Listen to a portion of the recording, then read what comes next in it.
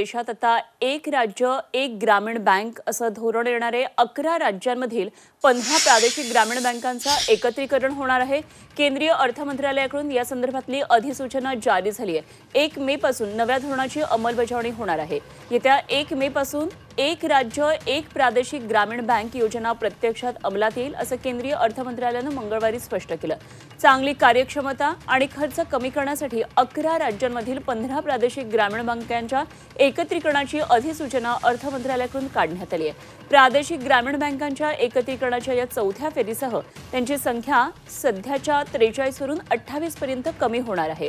अधिसूचनेनुसार एक राज्य एक प्रादेशिक ग्रामीण बँक हे उद्दिष्ट साध्य करण्यासाठी आंध्र प्रदेश, उत्तर प्रदेश, पश्चिम बंगाल, बिहार, गुजरात, जम्मू आणि काश्मीर, कर्नाटक तसंच मध्य प्रदेश, महाराष्ट्र, ओडिशा आणि राजस्थान या 11 राज्यांमधील प्रादेशिक ग्रामीण बँका अनुक्रमे एका संस्थेमध्ये विलीन होतील आणि 5 एप्रिल 2026च्या अधिसूचनेनुसार एकत्रीकरणाची प्रभावी तारीख 1 मे असल्याचं निश्चित करण्यात आले आहे।